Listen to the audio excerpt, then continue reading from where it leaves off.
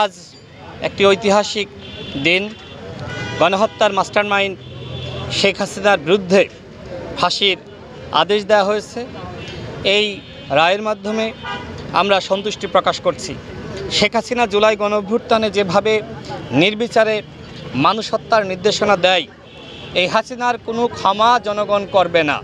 আজকে সকাল থেকে আমরা দেখলাম যে ছাত্র জনতা রাজপথে এবং তারা স্লোগান দিয়েছে, ফাঁসি ফাঁসি ফাঁসি চাই, খুনি হাসিনার ফাঁসি চাই। আজকে রায় দেওয়া হয়েছে।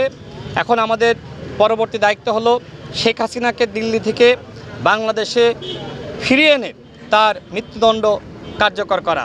আইন উপদেষ্টার পক্ষ থেকে বলা হয়েছে যে তারা ভারত সরকারকে আবারও চিঠি দিবে। আমরা মনে করি দ্রুত সময়ের মধ্যে যদি সম্ভবপর হয়, এই সরকারের আমলেই শেখ হাসিনাকে বাংলাদেশে ফিরিয়ে আনতে হবে এবং তাকে ফাঁসিতে ঝুলিয়ে উপযুক্ত শাস্তি নিশ্চিত করতে হবে। আমরা এই রায়ের মাধ্যমে সন্তুষ্টি প্রকাশ করছি।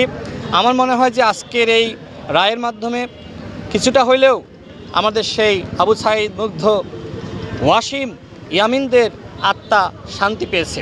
যেভাবে মানুষকে গুলি করে হত্যা করা হয়েছে, মায়ের বুক খালি করা হয়েছে, আমার বোনকে স্বামীহারা করা হয়েছে, আমি মনে করি যে হাসিনা শুধুমাত্র নয়, যারা ডামি এমপি ছিল অন্যায় করেছে, যারা ছাত্রলীগ, যুবলীগ সন্ত্রাসকে পালন করেছে, যারা গণ অভ্যুত্থানের সময়ও যারা জনগণের কাছে ক্ষমা চায়নি, সেই আওয়ামী লীগ তথা ডামি এমপিদেরকে আমরা ক্ষমা করতে পারি না। আজকে হাসিনার রায় দেওয়া হয়েছে। পরবর্তীতে যারা আরও অন্যায়কারী, জুলুমকারী, যারা গণহত্যার সাথে সম্পৃক্ত ছিল, তাদেরও ধাপে ধাপে রায় দেওয়া হবে এবং পরবর্তীতে যে সরকারি ক্ষমতায় আসুক না কেন, তাদের কাছেও আমাদের দাবি থাকবে যে এই যে ধারাবাহিকভাবে শুরু হয়েছে হাসিনার মধ্য দিয়ে আজকে তাদের শাস্তি প্রদান করা, এইটার জন্য ধারাবাহিকতা থাকে।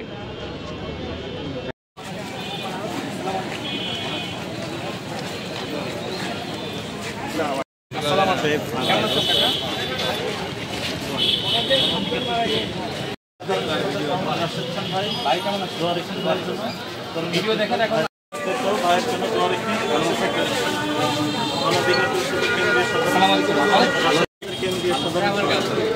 আন্দোলন সংগ্রাম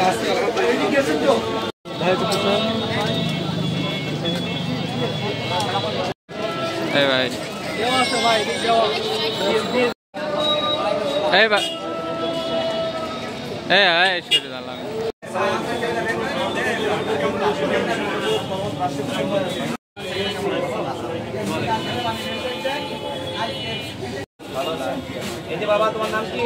আব্দুর রহমান। আব্দুর রহমান, হ্যান্ডশেক করে দাও, তোমার হাত দাও তো, দাও। এই যে বাবা,